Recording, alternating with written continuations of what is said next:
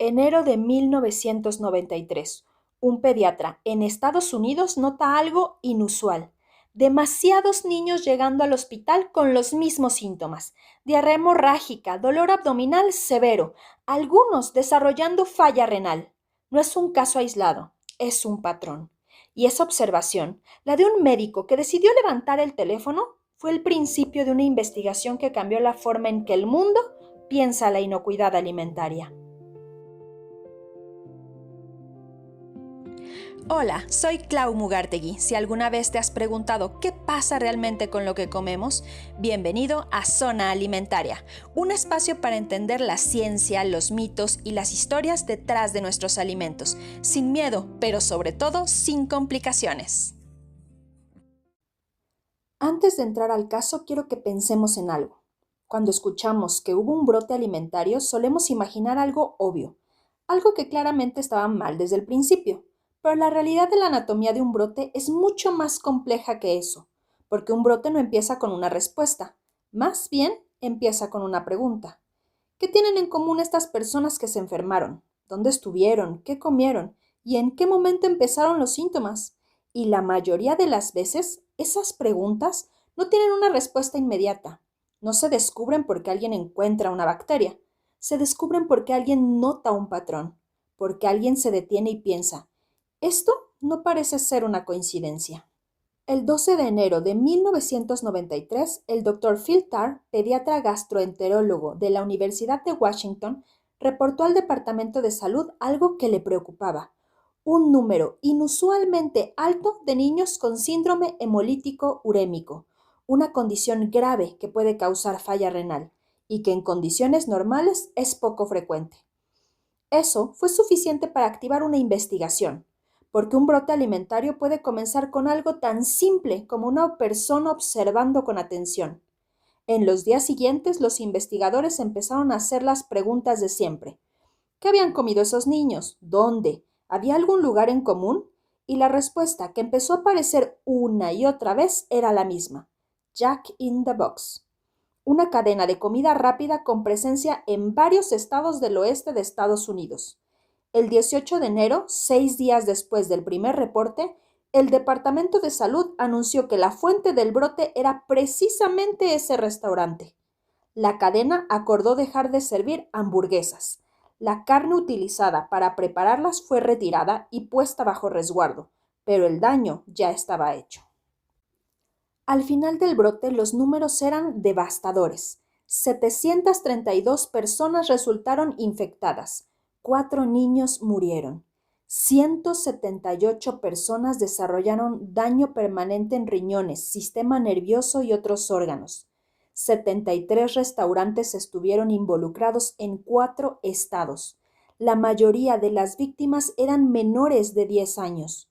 Pero creo que algo ocurre cuando hablamos solo de números. Los números nos ayudan a dimensionar un problema, pero rara vez nos ayudan a entenderlo. Una de las víctimas fue un bebé de apenas 16 meses llamado Riley Detweiler.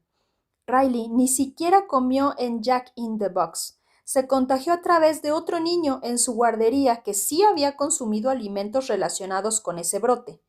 Y eso también me parece importante recordarlo. Los brotes no siempre afectan únicamente a quien consumió el alimento. A veces el riesgo continúa moviéndose.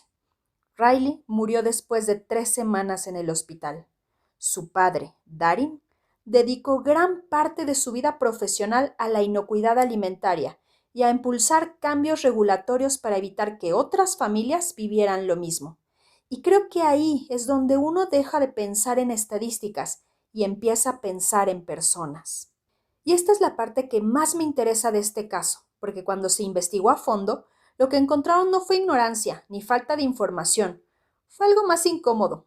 El estado de Washington exigía que las hamburguesas se cocinaran a una temperatura capaz de eliminar completamente la E. coli O157H7, pero Jack in the Box seguía el estándar federal, que en ese momento era de 60 grados centígrados y era menos estricto que el estatal, que había sido actualizado meses antes a 68.3 grados centígrados, temperatura que ya se sabía eliminaba la bacteria. Lo incómodo no fue que nadie supiera qué hacer. Lo incómodo fue que existían estándares distintos y la empresa decidió seguir el estándar menos exigente, solo por una cuestión de sabor. Las investigaciones posteriores concluyeron que si se hubiera seguido el estándar estatal, el brote probablemente no habría ocurrido. Sin embargo, hay una lección importante en eso. Muchas veces pensamos que los grandes problemas ocurren porque nadie sabía qué hacer, pero a veces ocurren precisamente cuando sí sabíamos qué hacer y decidimos no hacerlo. Después de ese brote, varias cosas cambiaron. E. coli O157H7 fue declarado adulterante en carne molida. Su presencia se volvió ilegal, independientemente de la cantidad. Las temperaturas de cocción se elevaron a nivel nacional y se aceleró la adopción obligatoria de un sistema llamado HACCP en la industria cárnica. Un sistema cuya historia honestamente merece su propio episodio, porque no nació donde esperaríamos. Pero eso lo contamos otro día. Y quizá te estés preguntando, ¿qué pasó con Jack in the Box? La empresa no desapareció, pero sí tuvo que transformarse. Pagó cientos de millones de dólares en indemnizaciones, reestructuró completamente sus programas de inocuidad y terminó convirtiéndose, paradójicamente, en uno de los casos que más contribuyeron a cambiar la forma en que hoy entendemos la seguridad alimentaria. Porque a veces los síntomas cambian por innovación, y otras veces cambian porque una tragedia hace imposible seguir haciendo las cosas igual. Cuando estudiamos este caso, suele venir a la mente de mis estudiantes, ¿cómo se investigaría algo así en México? ¿Cómo saben las autoridades que hay un brote? ¿Cómo identifican la fuente? ¿Qué pasa con el establecimiento mientras se investiga? ¿Y qué cambia después? Porque las preguntas que generó ese restaurante siguen siendo universales. Y gracias a esto es que en la industria alimentaria existe una herramienta diseñada justamente para responder preguntas como estas: la trazabilidad. Y la forma más sencilla de entenderla es pensar que la trazabilidad es la historia documentada de un alimento. Nos dice de dónde vino, por dónde pasó, quién lo recibió y cómo lo recibió, si sufrió alguna transformación y quién hizo esa transformación y hacia dónde fue después. Porque cuando ocurre un brote, una de las preguntas más importantes no es solamente qué alimento estuvo involucrado, sino cómo llegó hasta aquí. Y mientras más completa sea esa historia, más posibilidades existen de reconstruir lo que ocurrió. En México, el Sistema Nacional de Vigilancia Epidemiológica, el SINAVE, cuenta con procedimientos documentados para investigar los brotes. Primero, se detecta la posible existencia de un brote cuando aparecen 2 o más casos que podrían estar relacionados entre sí. Después, se entrevista a las personas involucradas, tanto a quienes se enfermaron como a quienes estuvieron expuestas y no presentaron síntomas, para conocer qué comieron, cuándo lo hicieron, dónde estuvieron y en qué momento comenzaron a sentirse mal. Luego, el brote se notifica a la autoridad sanitaria y se registra en el sistema de notificación inmediata del SINAVE. Esta notificación debe realizarse dentro de las primeras 24 horas posteriores a su detección, incluso si todavía no se cuenta con toda la información.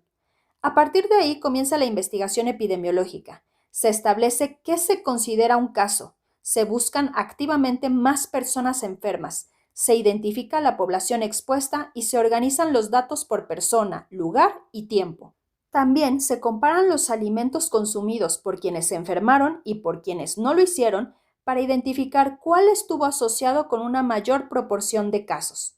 Al mismo tiempo, pueden tomarse muestras clínicas de las personas afectadas, así como muestras de alimentos, agua y ambiente. También se revisan las condiciones en las que los alimentos fueron preparados, almacenados, transportados y servidos. Con toda esa información se buscan coincidencias entre los síntomas, el periodo de incubación, los alimentos consumidos y los resultados de laboratorio. Finalmente, se implementan y evalúan las medidas de control necesarias. Esto puede incluir retirar un alimento, corregir prácticas de higiene, asegurar el acceso a agua segura, reforzar la limpieza y desinfección o capacitar a quienes manipulan los alimentos. Y algo importante, estas acciones no tienen que esperar a conocer con absoluta certeza la causa del brote. Todo debe realizarse lo más rápido posible. No se trata de buscar culpables, sino de detener el riesgo, proteger a más personas y reconstruir la historia para evitar que vuelva a ocurrir. Todo esto, junto con las preguntas que generó Jack in the Box hace más de 30 años, sigue haciéndonos pensar, ¿qué tan preparados estamos para detectar un brote, para investigarlo y, sobre todo, para aprender de él? Porque un brote alimentario no empieza cuando aparece en las noticias, empieza mucho antes, empieza con una decisión, en un protocolo que se consideró opcional, en una señal que nadie conectó con otra señal. Jack in the Box no fue solo un brote, fue la evidencia de que cuando el riesgo se trata como algo teórico, las consecuencias pueden ser profundamente reales. 732 personas, 4 niños y un padre que decidió que esa historia no podía terminar ahí. Y creo que esa es una de las cosas más poderosas de la inocuidad alimentaria cuando funciona. No solo previene brotes, a veces convierte una tragedia en un cambio de sistema. Gracias por acompañarme en este episodio. Yo soy Clau Mugartegui y si te interesa seguir explorando la ciencia, los mitos y las historias detrás de nuestros alimentos sin miedo, pero sobre todo sin complicaciones, te espero en el próximo episodio. Por ahora estamos fuera de Zona Alimentaria. Hasta la próxima.